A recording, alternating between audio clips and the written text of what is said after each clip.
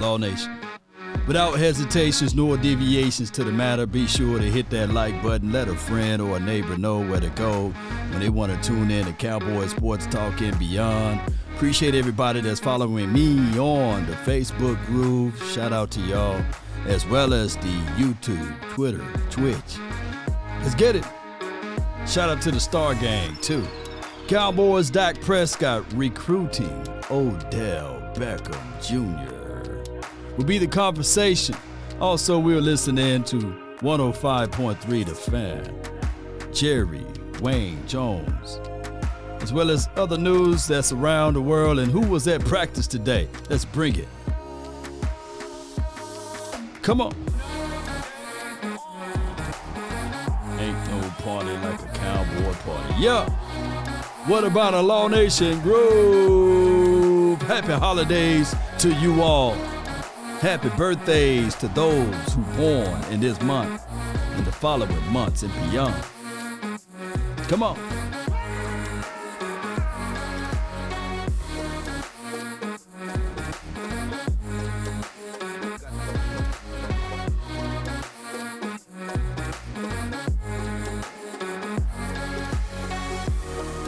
Jump on in before it's members only, right? Jump on in before it's members only tonight. Come on.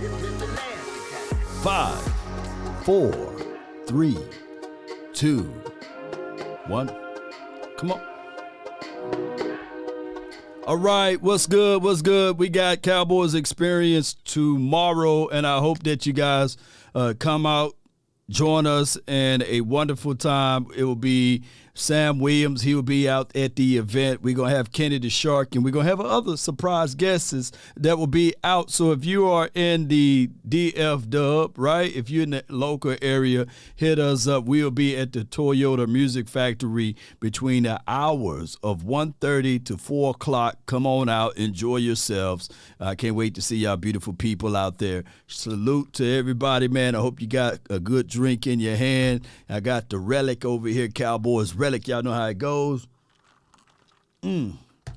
Delicioso. What's good with y'all, man? Shout out to you, Swain. Shout out to everybody, man. Gobble, gobble, gobble. I see y'all. Turkey Day is right around the corner. So if y'all cooking a meal, don't be putting raisins in the potato salad. Just don't be doing that, right? Don't be putting sour cream and all of that stuff in the mac and cheese and talk about, hey, this is the new way to fix it, right? No. Don't be going above and beyond. You know, don't try nothing new. Keep it the same. Now, before we get started, Cowboy Nation, a lot of people are on the fence with Odell Beckham, right? There's a divide, a great divide. Some look at it like the Cowboys don't need Odell Beckham, and some look at it like, hey, we've been down this road before. Yes, let's not be prisoners of the moment. We need Odell Beckham. So it's a big fighting going on, right? Don't be experimenting. Yeah, see, Nick, don't be experimenting on that day, right? If you're going to experiment like 25 days ago, right? Yeah, so, and leave the raisins alone. Raisins are good, by the way. It's good for you, right? Dried grapes, but let's not put them in everything, right? But I appreciate everybody for tuning in. If your team, Odell Beckham, let me see Odell Beckham initials in the chat. You know, is it OBJ? Let me see OBJ. If your team OBJ, is that how you say it? Odell Beckham or ODB? Either way, I'll take it. Put it in the chat. I need to know. I want to know. I got to know how you guys feeling about that. Shout out to you, Ryan. Appreciate you for the stars, man. OBJ. Okay, I need to know. I want to get a temperament, a feeling, a vibe of this because the Cowboys down the stretch, we may look good now, but it's better to be prepared for an opportunity and not have one than to have the opportunity and not be prepared. I get it. We got Kellen Moore. It's hard to grade that guy, right? This is his 4th year ever calling plays in the National Football League. Somebody said they neutral. Now it's pointless of me doing it like this without you guys saying, look at my sound effects, baby. The best in the land. Jacob says he's neutral. Nothing wrong with that. Jay Lombardi. What's good with you, man? Fresh cut, let's get it popping. OBJ on his way. Thanksgiving Day, go Cowboys. I know he will be at the game, right? And his father is a diehard Cowboy fan. I follow his page on Facebook. Great guy, by the way, and I can't wait to see how this thing trickulates down the line. It's given, right? It's already given that Odell Beckham is better than Jalen Tolbert, right? It's already given that Odell Beckham resume will be the longest resume on this team, will be the best resume out of the wide receiver groups on this team. And, of course, we have the known known and the known unknowns. Simply because you don't have evidence that something does exist does not mean that you have evidence that something doesn't exist. And also... Well, what I'm saying is that there are known knowns and that there are known unknowns, but there's also unknown unknowns. Things we don't know that we don't know. Show of hands, who would prefer to see more out of Noah Brown? Who would prefer to see more out of, to just at least see James Washington? Who want James Washington versus Odell? Would you rather or would you prefer to have James Washington to come back into the mix to fill in that voided spot, that shadowy place, right? Down in the low dials of the worlds, right? Perry, he says $1.99 for your mind. Appreciate you, man. Thank you for your support. Yeah, I appreciate you for that. Let me find my button. Here you go. Dracarys. Thank you. You can't hear me? Stephen, Arthur, he can't. He could tear the top off the defense. Hold on. So let me make sure the audio is straight because, my God, Stephen Arthur said he can't hear me, man. Arthur, can you hear me? Let me know if the audio is straight. Can y'all hear me? Can y'all see me? I need to know because, I don't want to be not heard. It's better to be seen versus being viewed, right? I know I normally have a morning deal, but I had to do a lot of business stuff this morning, so that's why I'm a little late. But we will have the final word today, right? And then I'll dive really into the Giants or what have you. But matter of fact, we'll do all of that now. We'll talk about all of the things now. And let's go with it, man. Let's go with it. Let me play this audio right quick, man, so we can get this show on the road. All right, so let me know, can y'all hear this? Like OBJ, given that both the Giants and the Cowboys have meetings with him, what do you think he could do for this team when you get guys to play the way that they played against Minnesota? Yeah, I mean, we're playing like that, and you're able to add a talent like Odell. That can be special. Obviously, that just creates more weapons for not only me, but for this offense, for the play caller, and more things for the defense to worry about. So, we're getting him in. Hopefully, everything's going great in the recruiting process. He knows how much I've won him here, and a lot of these guys in this locker room I've seen have reached out on their own in different ways to make sure that, he understands that this is a team that he can help, and we want him to come help. What's your sense of his interest in being here? Mutual, honestly mutual. And that's the reason I say business, is knowing it's more than just somebody's feelings of wanting to be somewhere. So, understanding that will come into play, but feeling like it's mutual.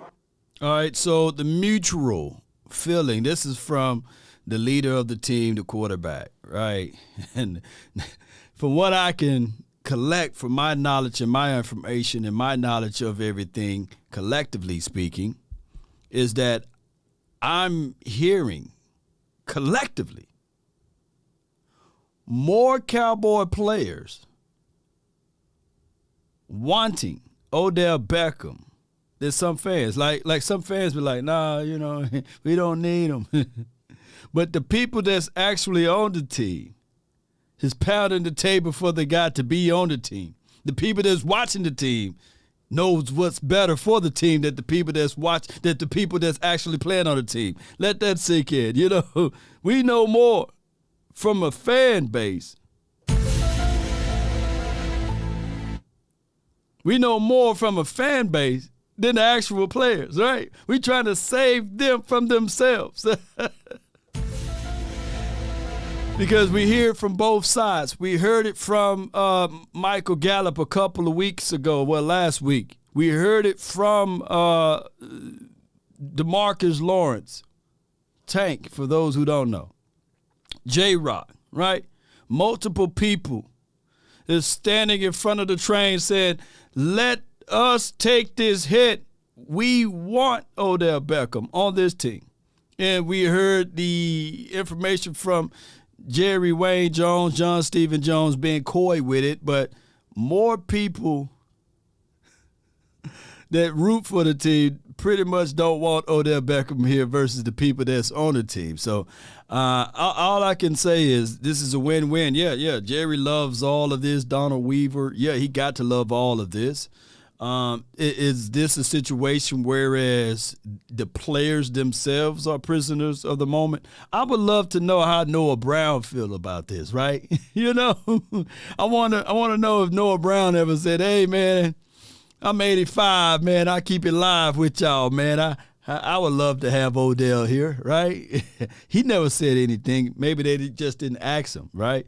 I do know that CeeDee Lamb and Gallup would love to have him, according to their reviews.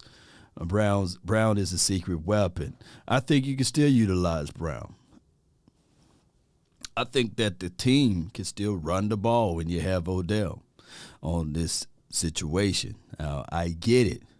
You will have your reservations on the way and the nature of Kellen Moore, right? Because you would think that, hey, this dude will become who he always is, pass happy.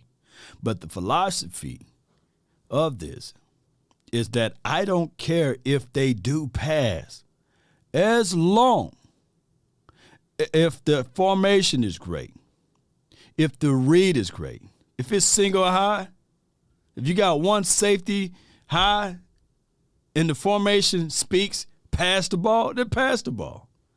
Right? We're not saying run the ball on 9-man boxes, right? That's what I'm trying to get at, right? The formation should dictate whether or not you pass or not. And reading of the actual offense, reading of the actual defense and situational football. It's much more than to bang on the table and say, run the ball, run the ball, run the ball. But why? Right? Do you understand the reason why? I get it. You want to dominate the TOP. But if they presenting it, if they showing you that they got a loaded box, pass the ball at this point. Or vice versa. And the problem was with the Cowboys last season and some parts of this season is that they would see cover 4, they would see quarters defense, and they would continue to pass the ball.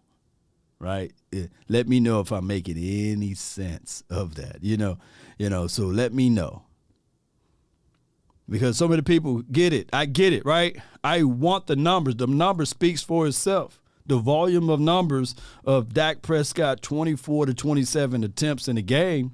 He got a phenomenal record, like 27-4. Right? And he got a crazy, ugly record when he throws the ball for over 40 times. I think he only won like 1 game or 2 games or something like that. So the number speaks for itself. However, if a team is foolish and idiotic to play a certain brand and caliber of defense, then you just got to make them pay. Right? And last I checked, too, is that even with the Rams in that Super Bowl, Odell Beckham was there. They ran the ball. They ran the ball against the 49ers, right? And just to be real with you guys, show of hands who watched the 49ers last night, right? That's a team that can play good defense, got strong principles on offense, look like a mirror of the Cowboys slightly, right? And that's a team that's peaking, getting hot. They're not peaked already, but they're on an upward spiral, right? Not a downward spiral. They're on an upward climb. And that's the team. Like, in my opinion, when I look through the NFC, there's two teams. My Cowboys and another team would be the 49ers. Anyone else, I could think that the Cowboys can give them a strong push and a run for their money. But the only reason why I say the Niners is because they've been there before. They got the bevy of experiences. They also went and got weapons. Their weakest link is Jimmy Garoppolo.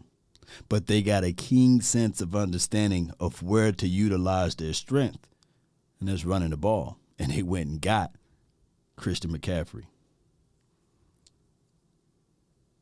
They don't look better than us, you know.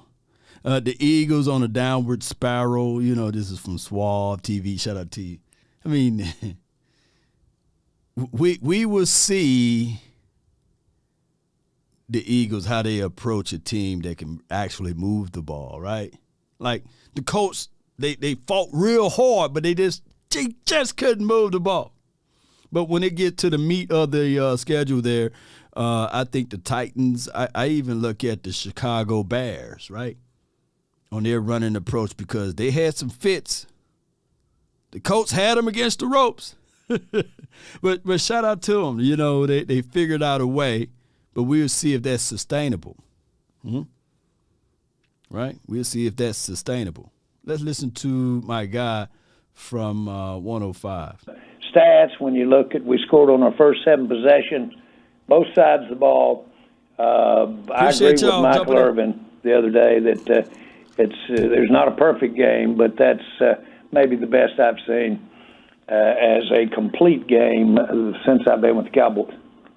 Jerry, what was your number one storyline? We had offensive line. We had Diggs versus Jefferson. Obviously, Dak, Pollard, and then that pass rush. That was our number one storyline with the way you guys beat and battered Kirk Cousins. Just talk about any of those performances. The plan going into the game, the plan, succinctly as planned, the game plan, so to speak, was followed to the perfection. Perfection. That, to me, was the most impressive.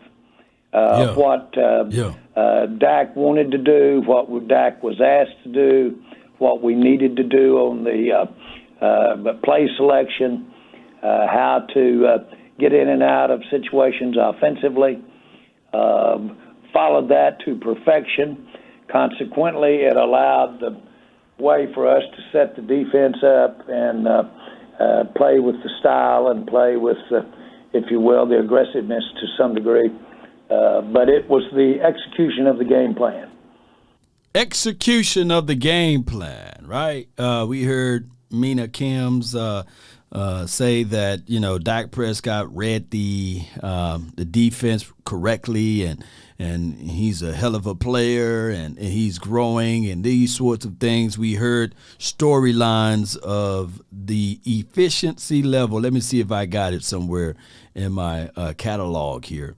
The efficiency level since the quarterback since 2020, minimum 20 starts, 31.4 points per game. That's Dak Prescott. Then you have Josh Allen, and then you have Patrick Mahomes. So points, putting money out there. Dak been doing that. And it was another stat line that I got somewhere that his efficiency level was just so high, higher than others. And I don't even got it here. Shame on me. But check it out on multiple threads there. You will see that Dak Prescott had the highest efficiency level. I think it was their scores or something like that for last week. He had the highest scores. I get all of that, right? And we are seeing a multitude of people campaigning for my guy, Odell Beckham. And let me see what we have here. I thought I retweeted it. Yeah, here we go right here. Let me just pivot to this right quick. No signs of Dante Fowler, Terrell Basham, Jonathan Hankins, Kevin Joseph. They are all battling injuries or illness, and DeMarcus Lawrence, Anthony Barr, all were not at practice today. So for those who were worried a little bit by Parsons, you can cash that worry away, But the efficiency level is what I'm looking at. And let me just segue into this too. DeMarcus Ware, as well as Darren Woodson, all, and I mean just that all, were semifinalists. Hold on right quick. The guys came, your players, of course, have to execute it, and I've never seen one that fit the plan any better. Jerry, does it feel like Kellen Moore has gotten a great feel for how to perfectly use Pollard now, which you said you wanted more of before the season started, that Pollard-Zeke usage? Does it feel like y'all have hit a sweet spot? Well, I think Mike McCarthy, candidly, has seen how to not only maximize Kellen and maximize what we can do offensively, but match that up with what Dan's doing. And that was for a coach that has coached a lot of ball games. I see if we can win this game out here Thursday that he'll win 150 ball games in the NFL. But he's matching it up, boy, and he's coordinating. And you talk about complementary football, you hear that from him all the time. He did a heck of a job. Did a heck of a job of coming off of obvious disappointment. No one was any more wounded than he was coming out of Green Bay. And then to turn that around and work with the team and put that together was a thing of beauty. No doubt, no doubt. All right, so a person that's angry and upset that had time, right, to make the necessary corrections to their mistakes tend to look better, right? Like an angry person, right? A controlled energy, because sometimes people fail to realize anger is a good emotion, right?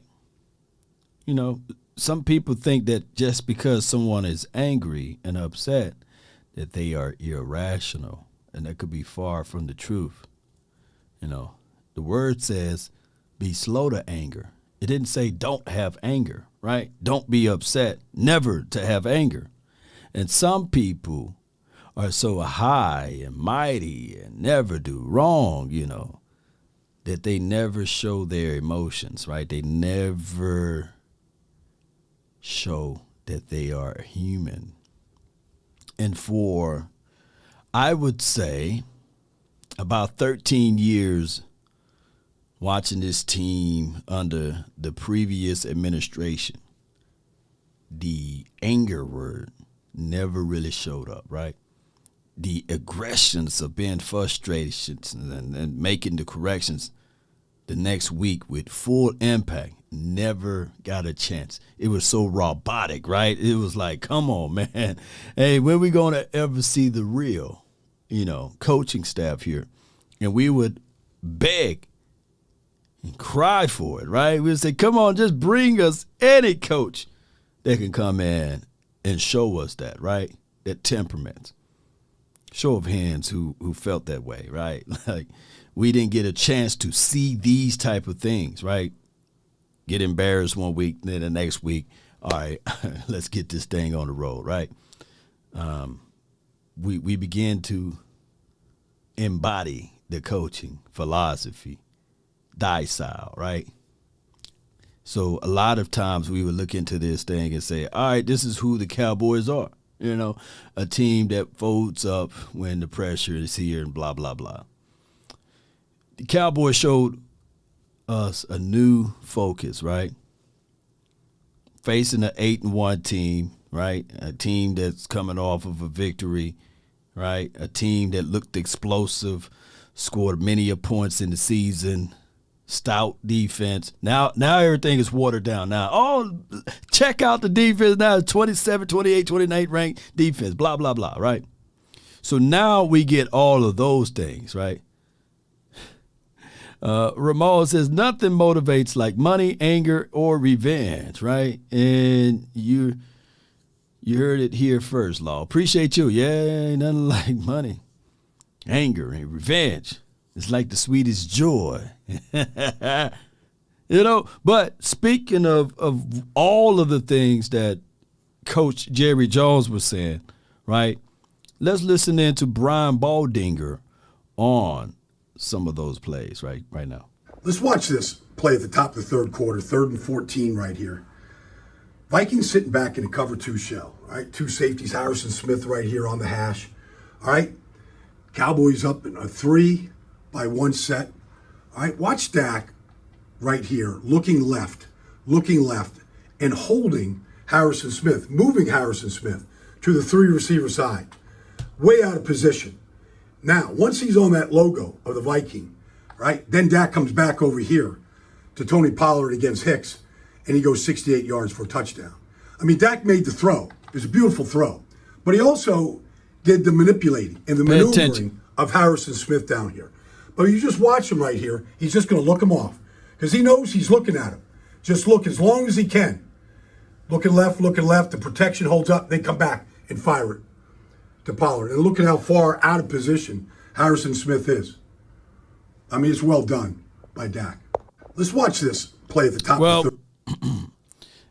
One can argue that's basic football 101. Look off the safety. It's a one-man's game, right? Especially if you're seeing zone concept, if they playing loose man. Most quarterbacks read high to low, and the high will always be the safety, right? Right? Do anybody agree? High to low, you read high to low, right? You go to your progressions, and you're looking for the open option. So the Cowboys, in the pinch, when you don't have upfront protection, and if you don't have those guys, those offensive linemen doing their job, then you got to go through that like this. So it's the unity that's part of it too. The continuity that's a part of it too. Why, Law? Because there's trust too that is a part of it. That I trust my outside guy to win his one-on-ones.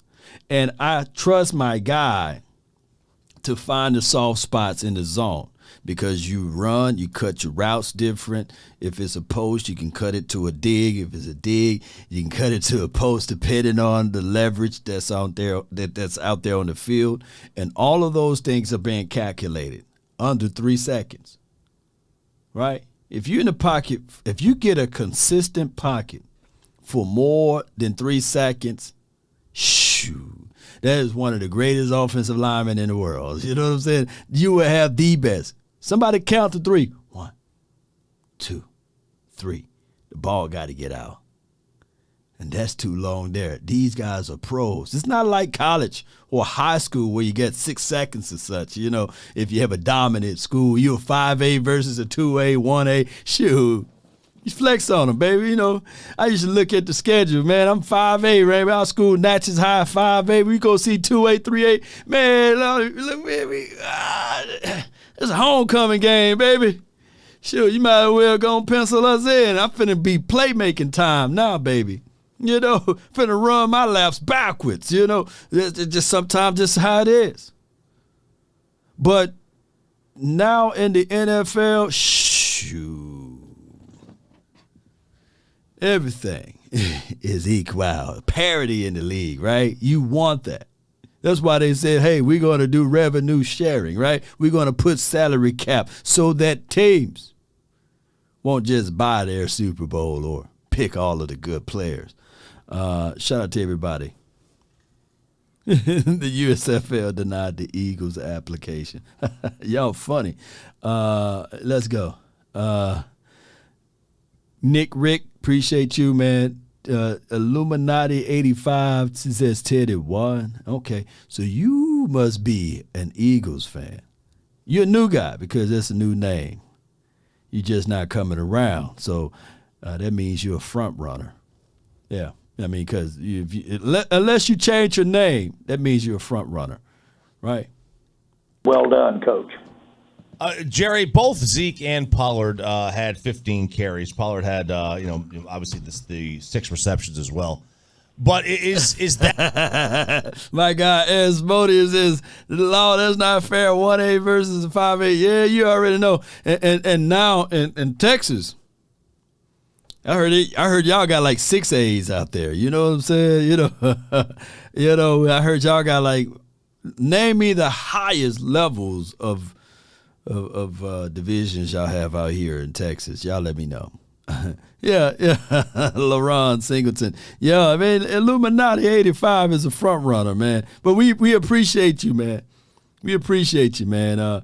We'll see how much he is a front runner in a few, because let's do this. Let's do this way, and I appreciate you. I thank you for jumping in and being part of the nation. He ain't hard like I Am Awake.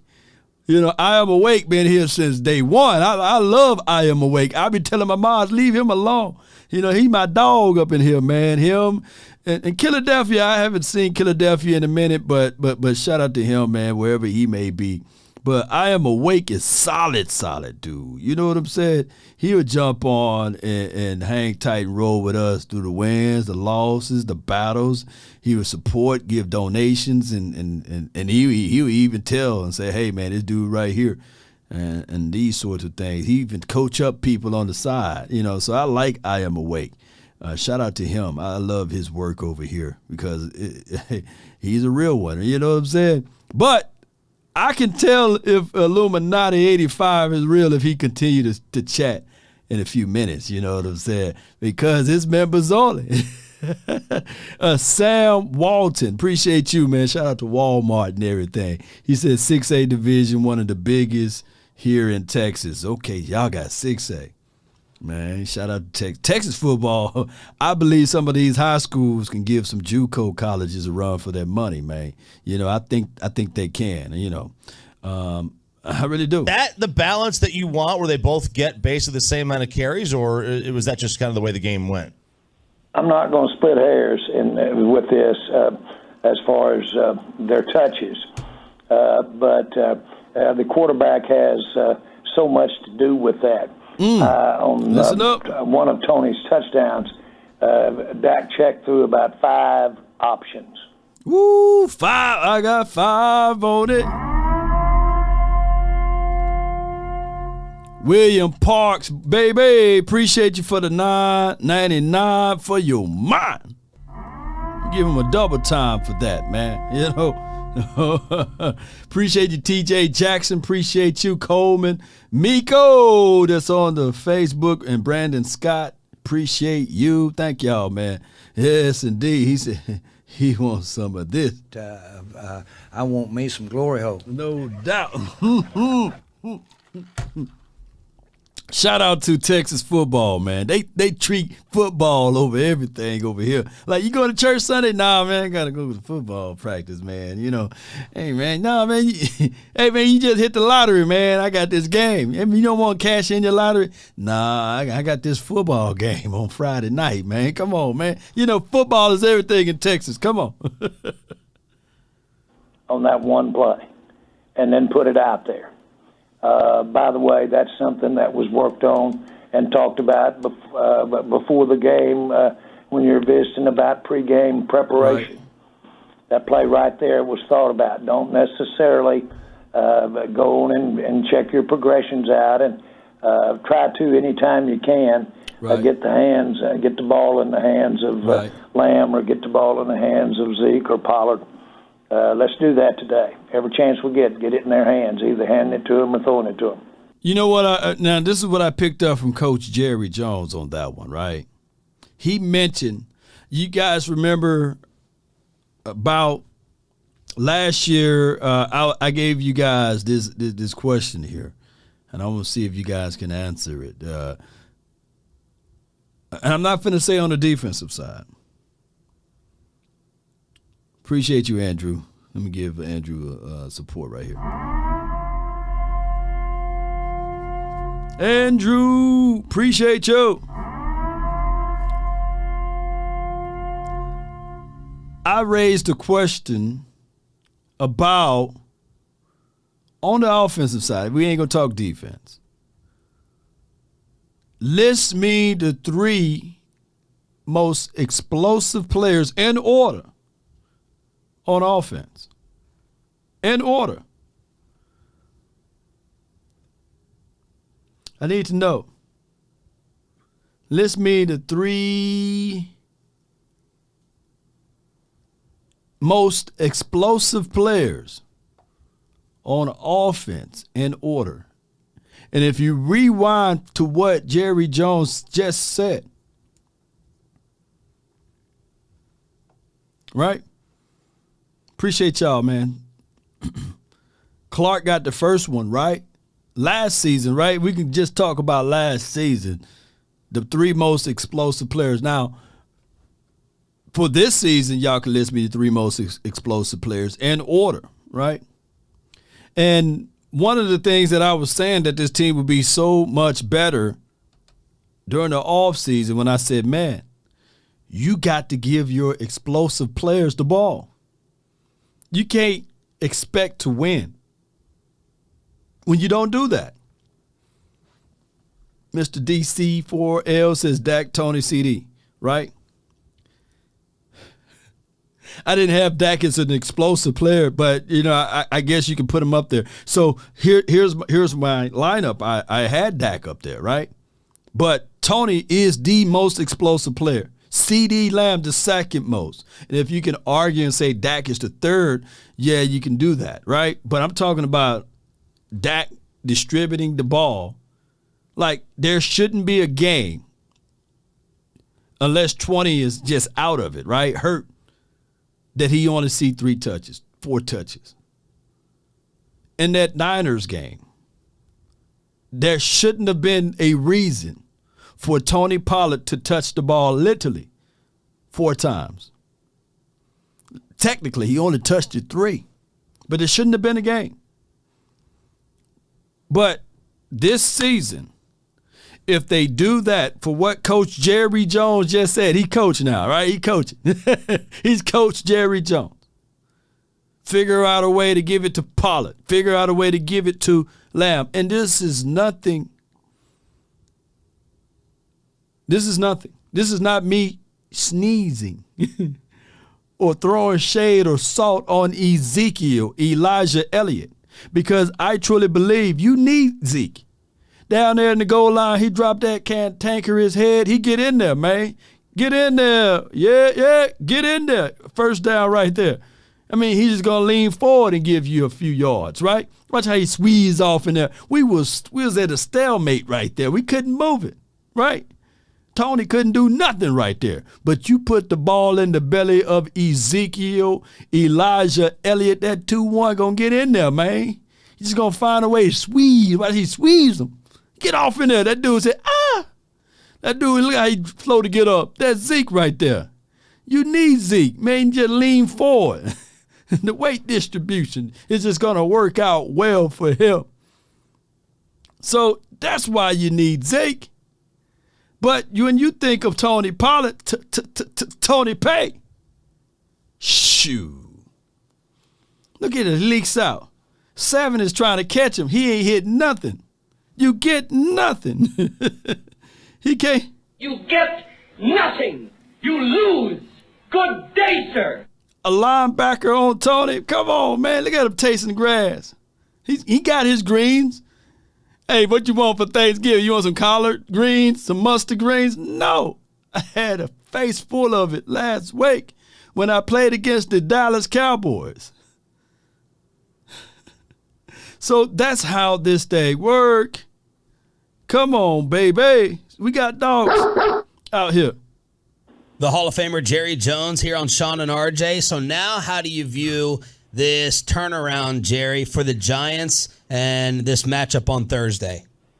Well, it's always just that. It's just that. A tough turn. It's a fast turn. It's good that we played the Giants already, so you got a lot in the can, so to speak, got a lot of preparation. We Shout out to Vaj Lombardi that's in the house with the party, man. Appreciate my guy, man. Appreciate him. I know the Giants because we played them, of course. And let me give Vaj his flowers right quick. You know, I ain't going to be the one to say, man, all right, man.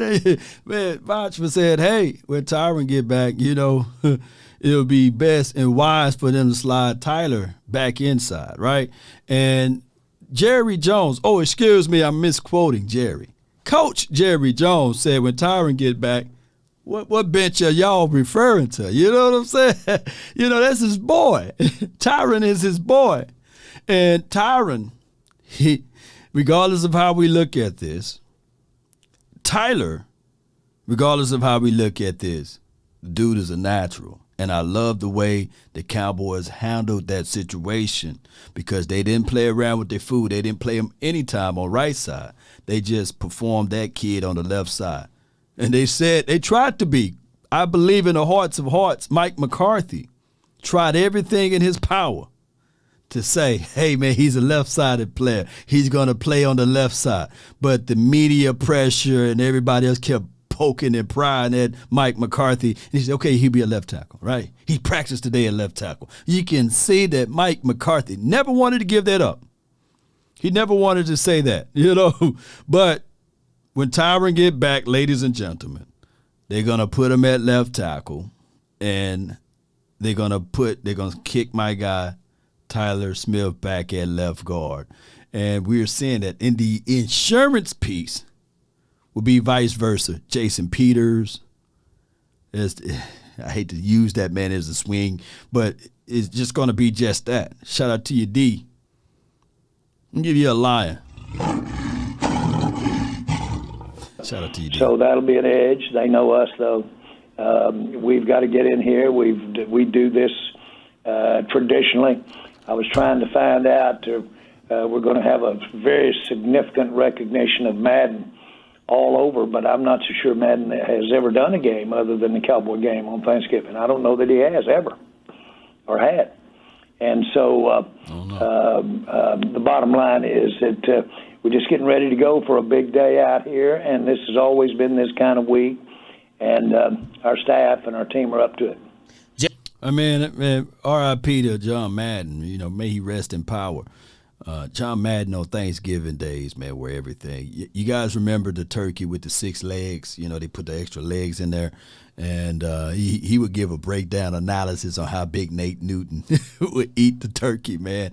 Oh, my gosh, man. Somebody find that on Twitter for me. It's on Twitter of John Madden, you know, going over that game. And he had Troy Aikman and all of those boys on Thanksgiving. So, Madden, man, that's you. Oh, put some mustard on that one. You know, that boom, you know, all of that stuff. If you go back and listen to the analysis, I love Madden and Pat Summerall. You know, man, I love those boys. It wasn't all of the hoopla that we hear now, you know, but shoot, and everybody trying to be right. It was just it was just 2 guys that saw the game. It felt like. And I was watching them before I had hair on my face. It felt like you was watching the game with your uncles, right? But now it's all technicality and third down percentage. This would be this rate and these sorts of things. It was crazy, man. But that was the best duo ever, man. Madden give you the comic relief a little bit, and then Pat Summerall. It's third and long, John. You know, man, boom. I love some Pat Summerall, you know. Shoot, one of the best kickers in the land, right? Shoot, they legends around there. I would dream to be a fly on the wall with those boys, right? 3rd and 9, you know. That joker, at the end of his voice, it kind of rattles, but he had a great baritone voice, man. It's 3rd and long. It just rattles at the end. 3rd down. He got a little rattle to it. I wish I had one of those when I was growing up, man. Shoot, shout out to John Madden, man, and Pat Summerall, baby. Jerry, how much has this bug that's been going around affecting you guys? We're getting a lot of it. So, you know, that's a factor. It's not the same issues, even potentially even the COVID issues, or not quite the hurdles that they were over I'm going to see if I can fast forward a little bit. I ain't going to play all of that interview. We've got it's about 30 minutes long. And it's playing tackle or guard, but that's what they were here doing right here. This time of year. But and play, that's what's amazing about pro football. These guys are. Most of them will have surgeries. Most of the players will have some type of surgery at the end of the year, and so that's the way you play these games. Jerry Jones joins us here, 105 through the Fan. Does Tyler Smith being seen at guard give us any indication that that's Tyron's going to go back to left tackle when he returns? Well, when you say Tyler back to left tackle, you mean Tyron Smith? But yes, Tyron's our left tackle. Will be a left tackle when he returns. Did he stutter? He stutter. So, man, when he returns, he'll be our left tackle. And I get what you guys are saying. I look back at some of the tape of Tyron. It take him one game to get right? So if you sacrifice one game for Tyron to get right and then he get back to his all pro levels, then shoot. Don't y'all know what we got going, baby? We loaded, Just take him one game because in that Raiders game last season at Thanksgiving, he came back from an injury and it took him a game, right? And then, of course, he got hit with the C-19 and stuff like that. And he was off and out like, dog, against the 49ers. But Tyron, last season, shoot, you didn't hear any hiccups from Tyron last season. Let me see if I can pull it up. And I know this is football focus and everything. Let me see. And I don't think that a third of you guys would dismiss this, I don't think that I put an E on him, Tyron Smith. I don't know why. There's a difference between Tyron and Tyrone, Let me go right here. He only, let's be real. 7 penalties, right?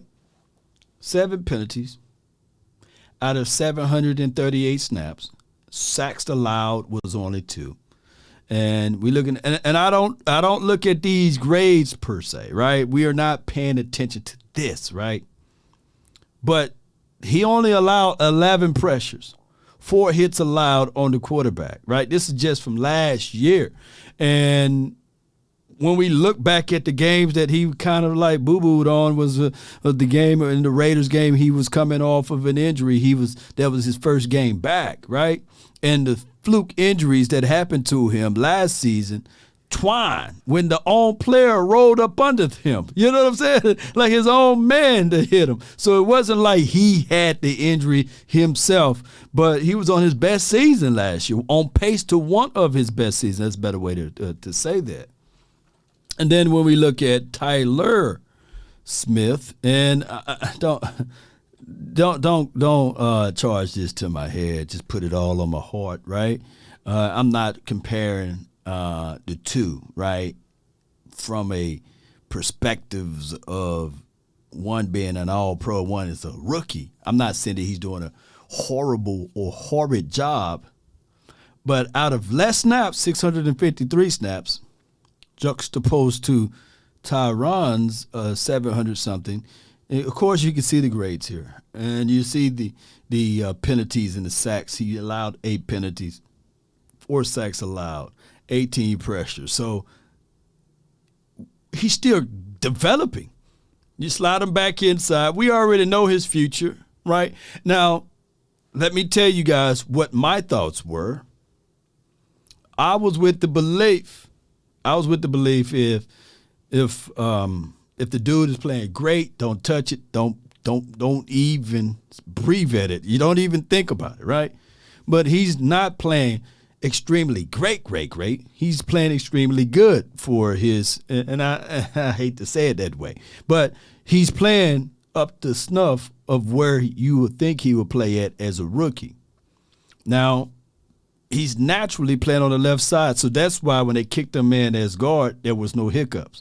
For Dogshore, right? For Dogshore, he's better than Connor McGovern already, in my opinion, right? So if they're equal or better, you play the youth, right? So he's better than Connor McGovern, in my opinion. Connor McGovern is no one to sneeze at, by the way. I love his skill set. I think that you can plug and play this man at 3 spots on this team now, left guard, center, or right guard. That is a unique package to have. I'll re-up Connor McGovern and say, hey, dog, you my swing guard now. And I forever want you to be on this team because we never know when you need to utilize his services again, right? And that's how I look at it now, you know? So remember, I always say those convinced against their will is of the same opinion still. Well, this is not me being convinced against my will. This is me seeing the facts right here. And I'm not going to be the guy to stand on a hill and say, I'm right, everybody else wrong. You slide Tyron Smith in to see what you got, right? And then you work everything else out. And if Jason Peters is that guy, then you say, compete. Por favor. To answer your question. Jerry, how do you think Tyler will make that transition back to a guard when Tyron returns? Well, easily. And I'm not.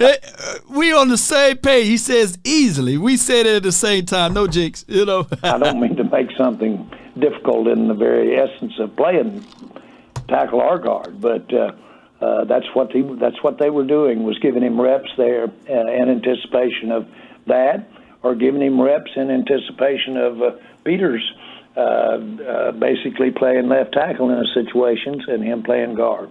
Right. But position flex, as you well know, is just tremendously valued in an offensive lineman.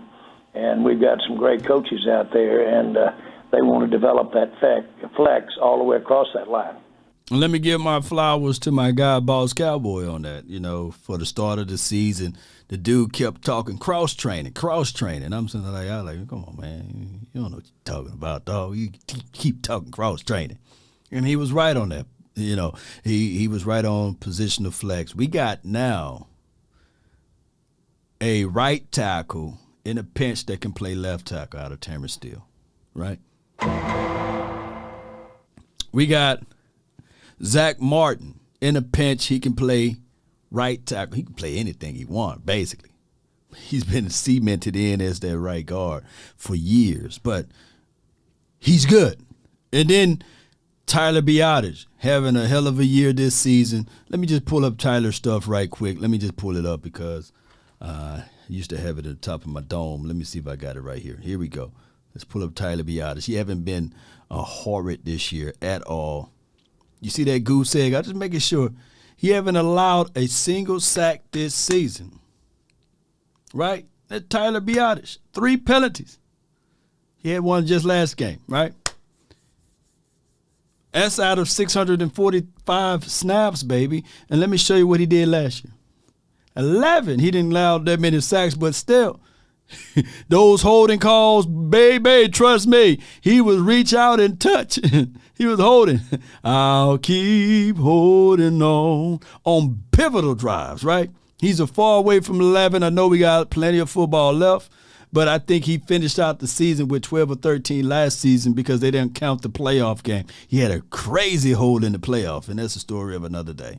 But I look at it like that. And then the left side of the field, we flipped it because one of the bigger reservations that we had during the offseason was wide receivers, of course, offensive line, and I believe linebacker, and some people had reservations on the defensive backs.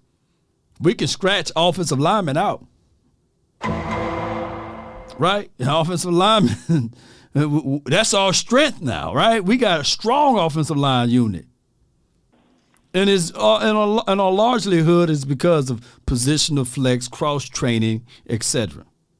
Jerry, yesterday, Mike McCarthy was making some comments about Jerry, the owner, versus Jerry, the GM. I want to play him for you and see what you think about the separation. I saw Jerry's comments, but I can tell you, speaking with General Manager Jerry today, he's focused on the Giants. But obviously, the owner is, he's always looking at the big picture. What's he talking about with that difference there, Jerry? GM versus owner, Jerry Jones. I would assume he's talking about the idea of focusing on the job at hand, which is against the Giants. Yeah. And focusing on that. And he's absolutely correct. That's a little closer to the actual snap, and there doesn't need to be any attention spent away from those snaps if you're a player or you're a coach coaching that player from the New York Giants. They are the biggest threat we have for the rest of the year. So that's number one. But the same guy that's talking about going and getting a receiver and going out here and making a move like that right now has got to be thinking past Thursday, would you think? Yes, Beckham? Sir. Yep. So how do you wear that? That's one of the advantages of being the owner and the general manager. Because if you're the guy that is having to make that decision both ways, you're cutting a check. You got it all right there in front of you, and so you don't have to, when the opportunity to strike is there, you can get it. It's the way it's always been around here, always. Man, so Jerry Jones' unique decorum on how he breaks down the general manager versus owner and how he's able to expound on his responsibilities and then embellish like the two. Like, I can say this and get away with it, and then I can say that to highlight that, hey, I'm also the general manager, and I got to speak these things, right? But the Cowboys team got to focus in on the Giants. And he said that the Giants were one of their bigger threats. Like, he dismissed the Eagles. He dismissed the Tennessee Titans. He dismissed everyone else. So even in his same talk sheet there, he got that ability to do such, right? So what I'm trying to say here, Cowboy Nation, is if Mike McCarthy understands this, then we should understand this. Jerry is a salesman. His job, his optimum job, is to tell you the moon is made of cheese, right? And I got it for sale. And if you, my friend, purchase the moon that's made of cheese and you figure out a way to get up there and you realize that it's a rock, that's on you. That's what salesmen do, right? They sell those things, right? Hope, optimism, right? You know, the dude turned millions into billions, right? If I had a situation and a time to sit with Jerry, I'm like, hey, man, our old football stuff aside, man, come on, man, help a brother out, man. I need to get on your level, man. Come on, man. Boy, close to it. And I'm quite sure he'll be willing to spill some after a few investments of mine on some Johnny Walker Blue. Like, send two over there for my guy right there. I know it's going to hurt the pockets a little bit, but I'm trying to get some information. Yeah, Steven, he's a smooth operator. So, once again, now that we are pretty much into the meat of this podcast / YouTube / Facebook and beyond, I want to know now, are you team Odell Beckham? Put Odell Beckham initials in the chat. And if not, express it. Say, no, I'm not. Jerry Jones right here on 105.3 The Fan. Jerry, is the biggest factor with Odell Beckham money or health? Well, listen. Oh, I don't want to get into the negotiation where, frankly, we're not. And so all of those situations make it possible for us to have a deal here. Otherwise, if you didn't have either one of those situations, he wouldn't be available. Jerry, without getting into any negotiation, it feels like the next commercial, your Dion commercial, you and Odell sitting down in a room, you connecting with these young stars still today. How much has it changed over the years? Do you still get geared up for this, like a big business meeting when you all eventually meet? All right, so before Odell Beckham conversation goes into more and more details, I couldn't stand Prime. I couldn't stand him, man. I cried all that summer. Ask Twin. I messed up some stuff around there. But when the Cowboys were in the conversation to pick up the prima donna, right? The guy that peed-eyed my guy, Michael Irvin, right? I had to swallow a lot of stuff, right? And that's pride. It was a lump in your throat. How you ever cried so long you had a lump in your throat? You had to swallow it. I wasn't Team Prime, no. I just couldn't stand him. I had the mindset that we face him again. I just wanted to beat him. But when the Cowboys were in their conversation to picking him up for the team, right? I had to swallow a lot of things and say, you know what? Some of y'all don't remember. Some of y'all a whole lot younger than me at that time. Y'all just like, look, man, just get Prime, baby. Whatever number he want 2-1, give it to him, right? He want a golf cart out there at camp, training camp. Let's get it for him, right? And I'm not saying that Odell Beckham is on the levels of Prime, but it's quite strange that, Prime won that Super Bowl with the Niners, right? And then the next year he jumps over to the Cowboys. He win another Super Bowl, right? And one can argue that we needed that catalyst, right? That the Cowboys are good. We're a playoff team, right? We didn't need Prime. We wanted Prime, right? We were a playoff team. And it goes back to that situation and scenario. Write this down. I'd rather have him inside the tent pissing out than outside the tent pissing in. You definitely didn't want him to go to the Washington team. You didn't want him to go. You didn't want Prime to go to the Eagles. You didn't want Prime at that time go to the Green Bay Packers. You didn't want Prime to go to the Patriots. At that time, those were the teams that were winning. Those were the teams that were turning heads. You didn't want Prime to go to the Chargers or what have you. So, sure, you put your bid in, and you didn't want him to stay in Niners land, right? So you would rather have him inside versus going outside. And I know that some people will look at it and say, nah, man, why you going to play keep away? It's chess, the art of war, right? You got to sometimes position yourself. Pawns are made to get exiled, right?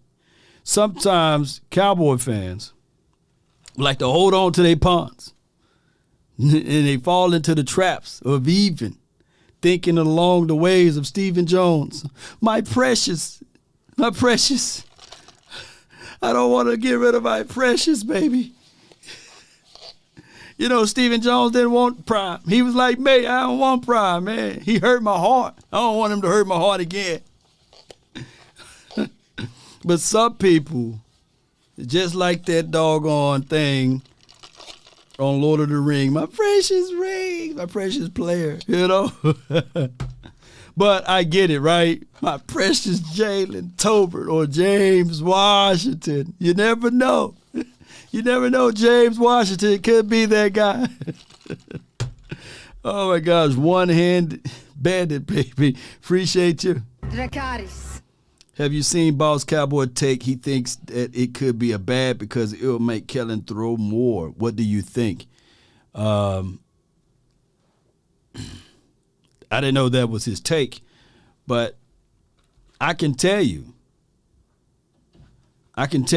if a player changes the philosophy of the offense, then that coach is not a Super Bowl caliber coach anyhow, regardless of whether or not the player is the player or it's not the player. Coaches got to have that mentality, is that they got to make sure that they are in control of the game. And bringing in a player shouldn't be the determining factor of whether or not he's going to throw more or run less. The philosophy and the formula still should be the formula. That could be argued for the Rams last season, right? That they're going to get pass happy and they're going to disregard the run. But when they got into the playoffs, the only way you can beat DeMeco Ryans' defense, who is a very crafty young defensive coordinator. I know y'all don't watch a lot of 49ers game, but he's new, he's innovative, and he sets up traps He finds ways to create pressure with 4, sometimes 3. And you got to be stubborn enough to run on that. You can't continue to throw into that. Go back and watch some of those 49ers games. You got to run on the Niners. And Warner, he ain't LVE. Fred Warner is going to fill. He's going to track. He's going to harass you all day long. Hook to flat, hook to flat. Greenlaw, he's going to come down and hit, and he's going to lay on you until the whistle is blown. He's going to tickle you too, you know. That dude just weird. So the only way the Rams beat the Niners is that they had to methodically run the ball to open up the passing lanes one-on-one, and that's how they beat them. Right? Last night, you know, of course, they had Colt McCoy and the other guy, the Cardinals guy. D-Hop showed out a little bit, but shoot, them boys down in that zone, and shoot, they came down and cracked. My brother was taking me up and like, yeah, Lord, come on. My Niners coming, baby. I said, bring them, you know. I don't want to fold up against those Niners. No, I want to play them at their peak too. But we got to be mindful of that. Now, if Kellen Moore becomes pass happy and he refuses to go back to the formula and the philosophy, I don't care if we had Randy Moss, T.O., and Dez at his prime out there. Run the ball. If they're going to play that style and caliber of defense, run the ball. Let's go with it. Well, let's put it like this. Today, because of, let's say, Dion. Yeah. Tart did drop that the easiest pass. And there he goes to show you. If Tart didn't drop that pass, baby, ooh. Yeah. But he ain't on that team no more, right? They got Troy Polamalu son out there, man. I said, man, I don't know where they get Troy Polamalu. I didn't know he had kids. The dude look like Troy out there.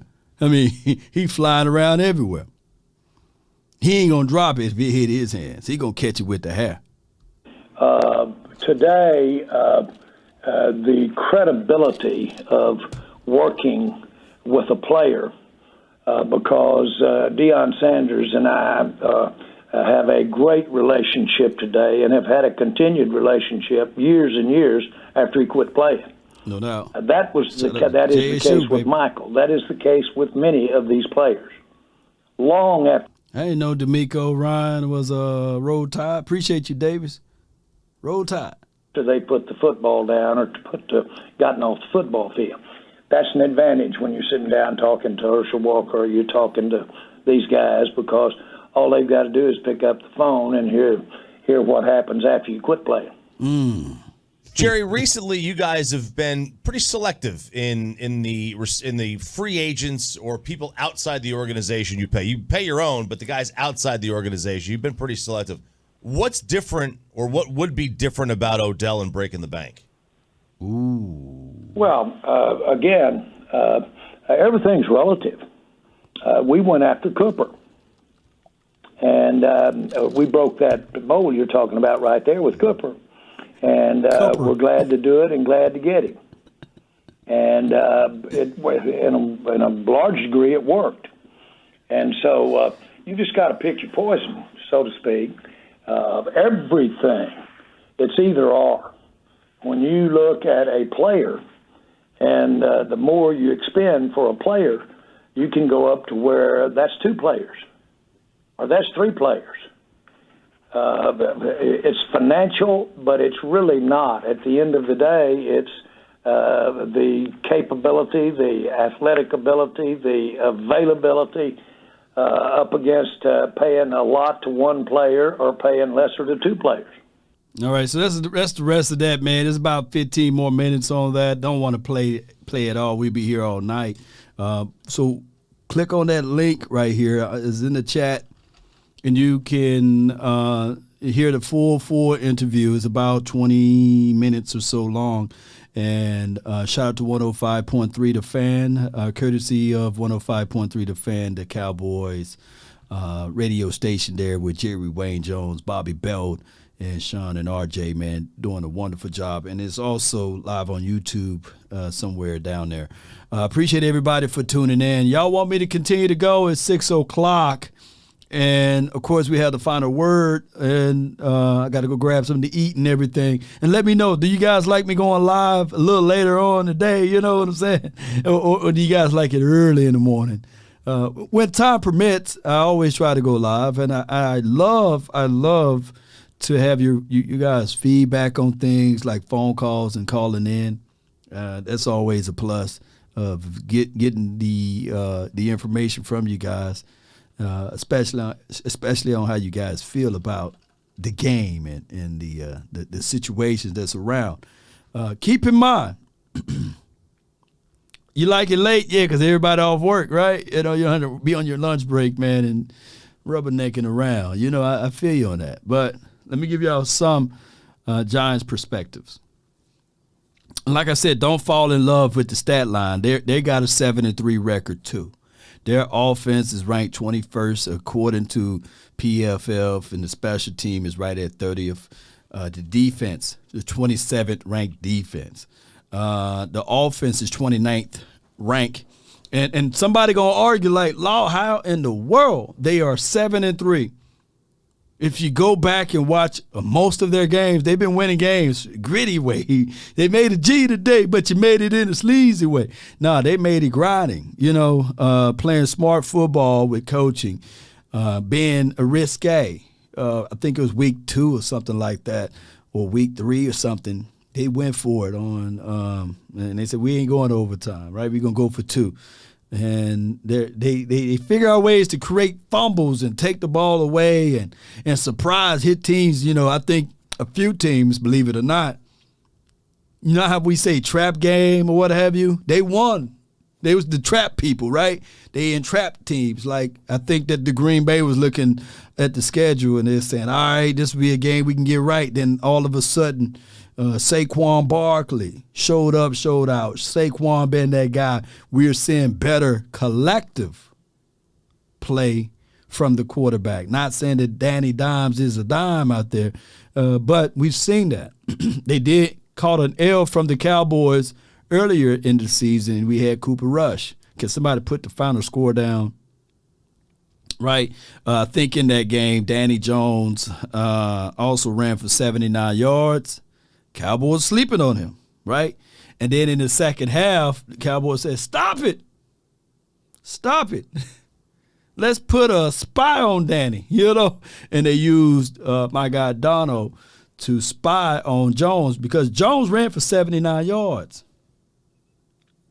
Right? So Danny sometimes, right? And it is what it is. So now we got to look at it like the Cowboys, how they match up with the Giants. I would say first and foremost, stop the run, force them to pass. They're going to be without Wandale. And shout out to him. I was high on him. Shout out to Kentucky and all of that. And 23-16, right? Dak Prescott hot, that score will be 43-16. And I'm not trying to be the great to outspeak my wisdom teeth, right? You know, I'm just saying that this team is more explosive now on offense, right? The Cowboys. And shoot, if the defense still be the way this defense is, shutting down the run, slowing down their wide receivers and beyond, shoot, it's going to be a long night for the Giants, or a long day. I would suggest, if you're a Giants fan, to go ahead, eat your Thanksgiving when you wake up at 8 o'clock, 8, 9 o'clock. That's what I'm going to do anyway for my Cowboys, right? I don't think since under the Mike McCarthy administration we won a Thanksgiving game, did we? Have we ever won a Thanksgiving game under Mike McCarthy? I don't think we did. Let me see. No, we haven't. So, shoot, let this be the first one for Mike on Thanksgiving. Okay? 31-13. Yep. Ward says, no, we haven't won. I think last year we played the Raiders, and, it was a tight one. We won we won the coin toss on overtime, and we just womp, womp, womp, womp, womp, womp, womp. And then the year before that, was it the Washington team? No, it was the Washington team. Then the year before that, it was the Bills, right? If I'm mistaken. 3-year drought. So let's end that drought, man. Let's put some water on that thing, you know? Nope. So first time this year, somebody says 42-7, right? It's time for that streak to be broken because I want to eat. This is what I want to do. I'm giving you guys my thoughts on this right now.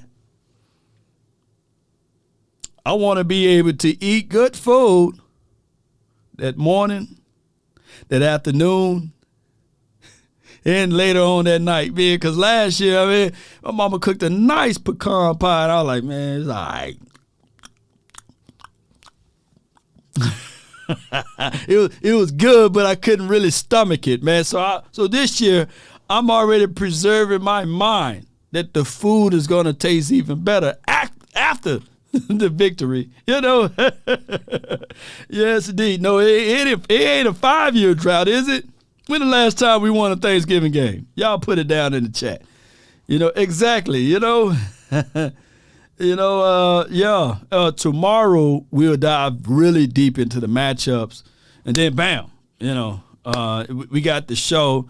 Me and Gucci, man, we're going to be at the Cowboys Experience event. So that podcast is going to kick off around 1:30-ish, around that time frame.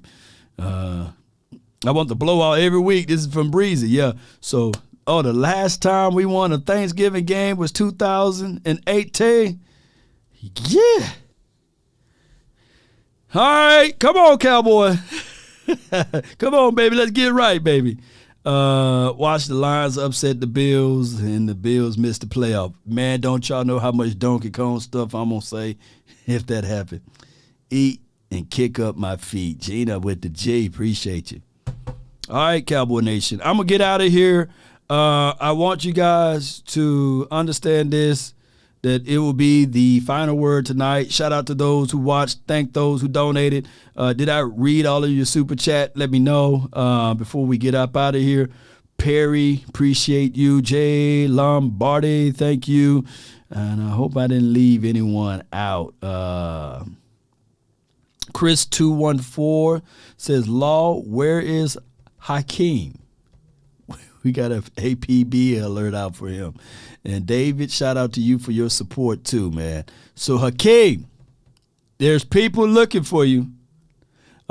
Please, I hope Odell Beckham goes to the Giants, right? I feel you, man. Anybody who's mad and angry at Odell Beckham, you have every right to, right? Because revenge is like the sweetest joy, right? That Cleveland game, he showed up, and I was mad in that game, right? We had Xavier Woods. He had forced responsibility.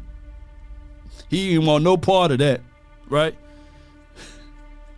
And Jalen Smith, he like, nah, man, I sack him. I tackle him on another day, right? And our defensive guy on the edge, he was like, man, I'm going to sing Kumbaya. My Lord, Kumbaya. Yeah, can't wait. Can't wait. Appreciate y'all so much, man.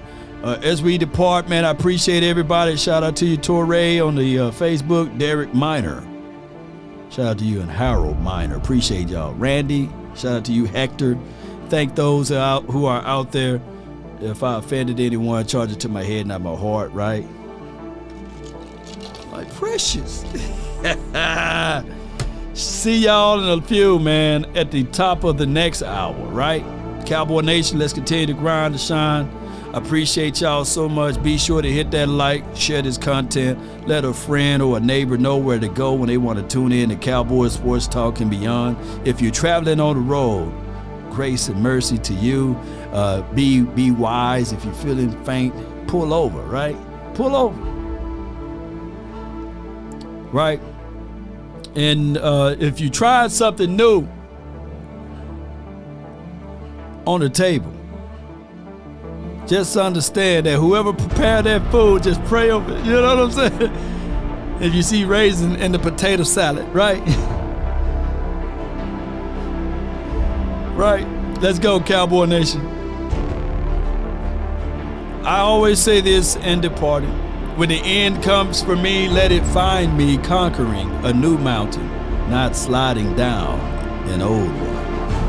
And if you want a thing bad enough to go out there and fight for it, to work day and night for it, to give up your time, your peace, and your sleep for it, if all of your desires of it makes you quite mad enough that you don't get tired of it.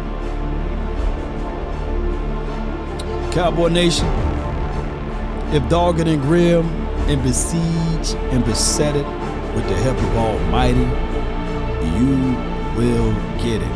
That's been my time. I really thank you all for yours.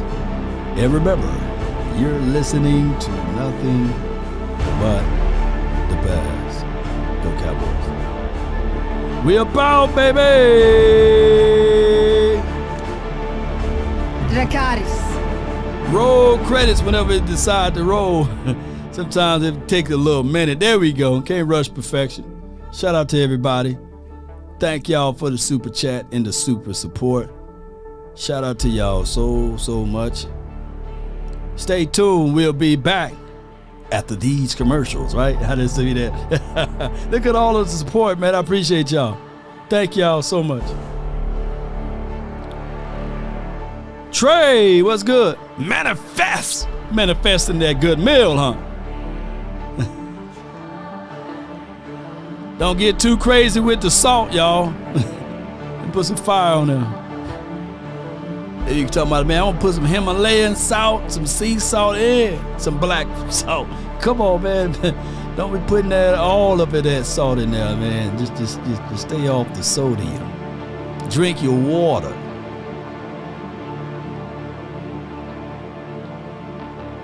Gina with the J. Shout out to you, lady. 5, 4.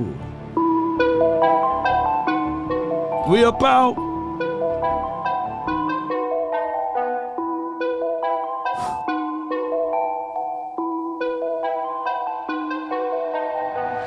Nowadays, nothing really insightful. Only one of me and nobody like me. Phone ringing and I tell him it's ice. I got wifey on bling and she icy. Freeze, photo, please, no photos. G's, no, please, no photos. Hit the door and the domain just whole team here, might need some. Still young, but I move like a new deal to my lawyer. If you're down in my management, I'm just warming up, wait till I old producer saw the numbers one. Different colors in my baggy light. Chalk it up, talk of the town where you're talking up. Wanna get you a ring. All right, one more time for the Vikings, man. They still haven't fixed their horn. Nowadays, nothing really insightful. Only one of me and nobody like me. Phone ringing and I tell him it's ice. I got like on bling and she ice. Freeze, photo, please, no photos. G's, no. You really adopted the dark. I was born in it. I got paid to play today. I get paid to stay away. I get paid on rainy days. I might make it rain today. I got paid off pain today. Thought it take the pain away. Look at this. Somebody come look at this. Look at this. Somebody come and look at this. Look. It's still broke. I've got balls of steel. Suck. Now you're all on live acting surprised, but you was fooled. Boy, get out the way, it's been a day. Vikings Jerome, where are you, man? Nobody coming to see you, Otis. Until next time, DC for life. Salute. Please, no photos. G's, no, please, no photos. Nowadays, nothing really insightful. Only one of me and nobody like me. Phone ringing.